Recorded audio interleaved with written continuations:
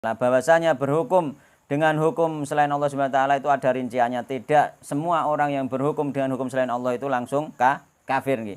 Yakni ketika orang itu berhukum terpaksa berhukum dengan hukum selain Allah namun hatinya mengingkari, namun hatinya masih berkeyakinan bahwa hukum Allah itu lebih baik, hukum Allah itu lebih mulia nggih, maka dia belum dikatakan kafir nggih. Nah, beda halnya ketika nggih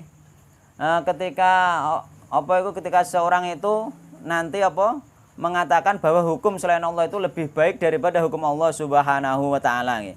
Nah nek ngono ya iso dadi kafir karena iso murtad karena menganggap bahwa yang ia pegang yakni hukum Islam itu di bawah daripada hukum yang lain ya. Sebagaimana pembatal keislaman yang nomor 4 nggih. Dadi manik taqoda nggih. Anna ghairu hadyin Nabi sallallahu alaihi wasallam akmalu min hadyihi. Barang siapa yang berkeyakinan bahwa petunjuk selain petunjuk Nabi Muhammad SAW itu lebih baik daripada petunjuk Nabi Muhammad SAW, lebih sempurna, lebih sempurna daripada petunjuk Nabi Muhammad SAW. Jadi nek ana wong ngarani petunjuk selain petunjuk Nabi Muhammad SAW itu lebih sempurna, itu keyakinan di dalam hati loh, bukan masalahnya praktek kadang wong terpaksa, beda keadaan kadang memaksa dia mempraktekkan sesuatu yang menyelisih hatinya. Jadi ketika keyakinan dia itu meyakini bahwa ada petunjuk selain petunjuk Nabi itu dianggap lebih sempurna, misalkan dalam hal ibadah dan lain sebagainya, terus dia nganggo tata cara dhewe, terus nganggep tata carane dekne oleh gawe ku mau utawa oleh anut wong sing gawe tata cara ibadah mau dia nganggep luwih apik timbang karo sing dicontohna Nabi Muhammad SAW, maka dia bisa jatuh kepada pembatal keislaman kan ngono. Waalaikumsalam, monggo atur ini Kak Sat. Engko nek menawa sing teko neh liyane. Nggih. Terus Narto budal. Kang Ismuri. Wis komplit budal kabeh. Heeh. Ora apa-apa lek kok iso. Ora apa-apa lek kok iso. Ya, nanti ndi wonge isine dhuwur ya. Jadi kita harus berhati-hati karena ada pembatal-pembatal keislaman. Di antara yang perlu kita hati-hati dalam hal ini adalah pembatal keislaman yang keempat. Ini yang pertama kesyirikan. Kita sudah tahu tentang kesyirikan ya.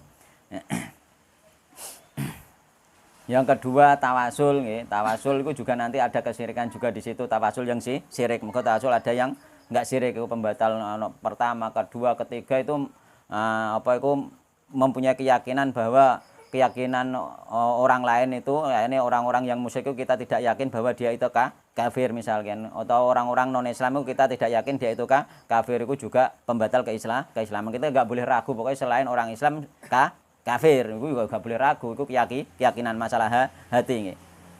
Ini masalah negara Pancasila kan urusan kedua, urusan kedua ya, ini di situ kesepakatan sebagai rakyat Indonesia. Tapi secara keyakinan tetap beda. Semua keyakinan pasti beda, itu harus diakui. Semua keyakinan pasti beda. Jadi mani taqoda anna ghairu hadyin Nabi sallallahu alaihi wasallam akmalu min hadyihi. Barang siapa yang beri keyakinan bahwasanya petunjuk selain petunjuk Nabi Muhammad sallallahu alaihi wasallam itu lebih sempurna daripada petunjuk Nabi Muhammad SAW.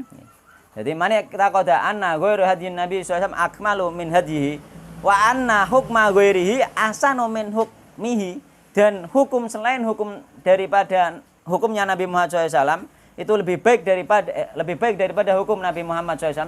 Ini lebih baik daripada hukum Islam. Sampai berkeyakinan ada hukum lebih baik daripada hukum Islam, fahuwa kafir, maka dia telah kafirnya, ini dia murtad. Gak boleh itu keyakinan.